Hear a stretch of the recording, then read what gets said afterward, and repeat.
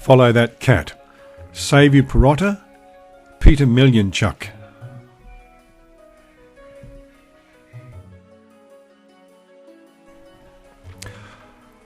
Follow that cat around the world. When Lucy and Vernon go through the secret door to find Pumpkin, they enter the magical world of wild cats. From African lions and Indian tigers to fierce snow leopards, there are cats hunting, hiding and playing everywhere. But there's still no Pumpkin, because, like all clever cats, he can find his own way home.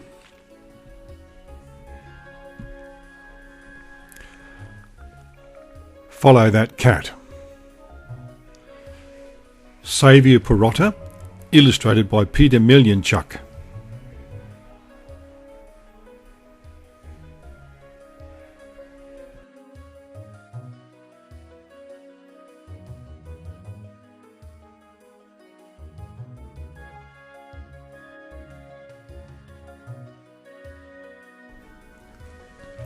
Lucy and Vernon are best friends. They do everything together.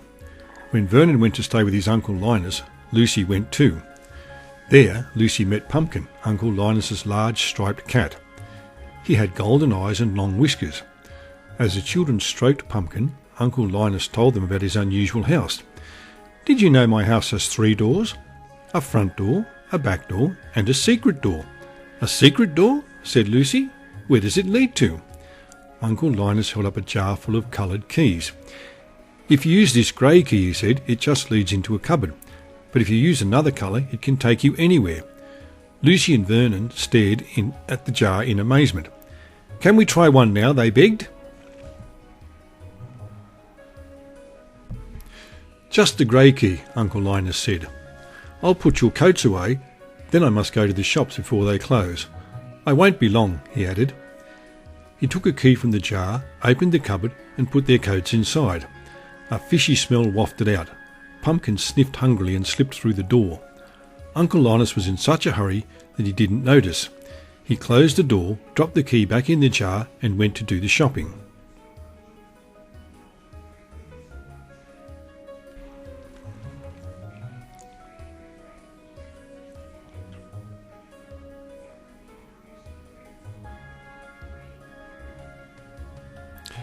"I wonder where Pumpkin is," Lucy wondered a bit later. She and Vernon looked for him all over the house. "Do you think he went into the cupboard?" said Vernon at last. Lucy opened the door with the grey key, but Pumpkin was not inside. "We must find him, wherever he is," she cried.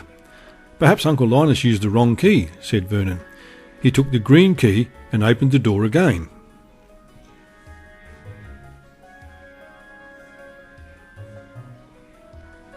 "Come on." Lucy stepped through the secret door into a lush green country. Sparkling water tumbled in streams and huge birds soared in the cloudless sky. "Excuse me," said Vernon to a group of tea pickers.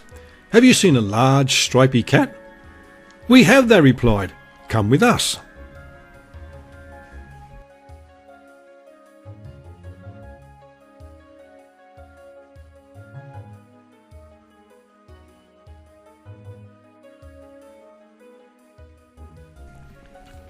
Lucy and Vernon followed the tea pickers. "Look," one of them said, "there is your beast." Lucy and Vernon looked at the cat lying in the shade. It was huge and stripy, but it wasn't Pumpkin. "That's a tiger!" Vernon gulped, feeling scared and excited at the same time. "A real live tiger!" The children thanked the tea pickers and hurried back to the secret door.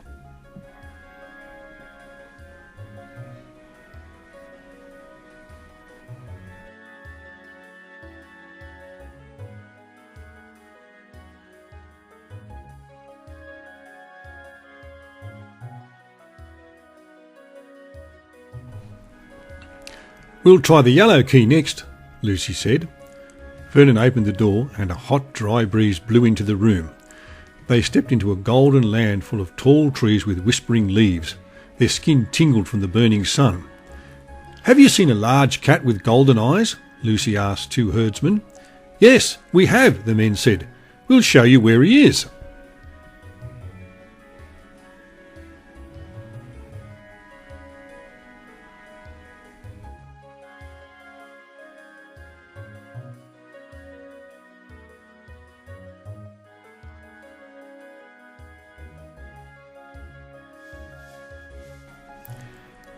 They led the children across a dusty plain.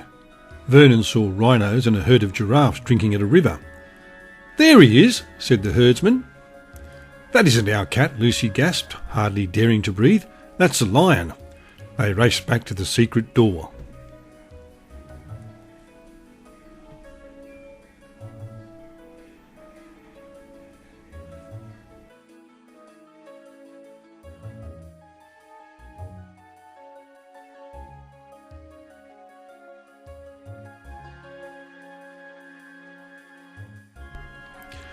"Let's try the white key," Lucy said.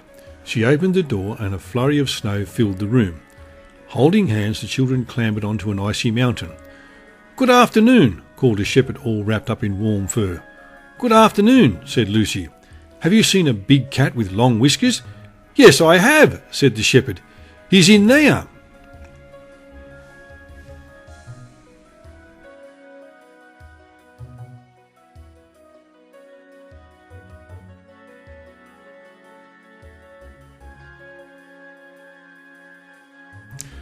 "Pumpkin," Lucy and Vernon called.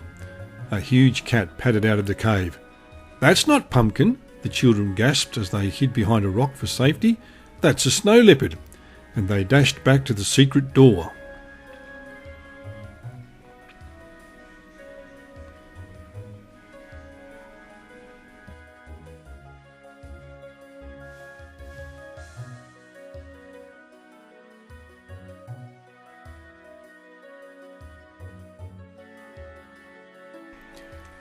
"There's only the blue key left," Lucy said as she opened the door. A fishy smell wafted out. Vernon tiptoed after Lucy onto a ship with blue sails. "Have you seen a stripy cat with golden eyes and long whiskers?" he asked the sailors. "We have indeed," the captain replied. "It must be Pumpkin," Lucy said. "Where is he?" "Look, he's heading for the shore," the captain said. "Would you like to follow him in our dinghy?" "Yes, please," said Lucy and Vernon.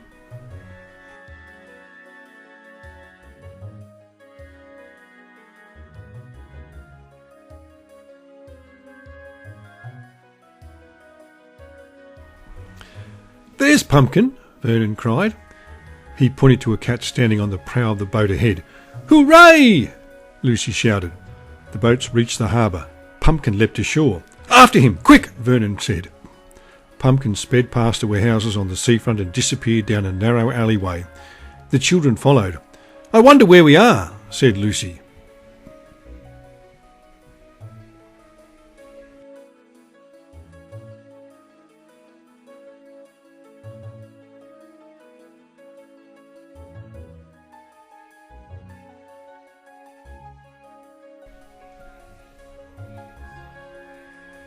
Pumpkin turned a corner. "I know this street," Vernon said. Pumpkin marched past a toy shop. "I've seen this shop before," Vernon cried. Pumpkin turned another corner. "This is our street," Vernon said. "And that's Uncle Linus's house," shouted Lucy.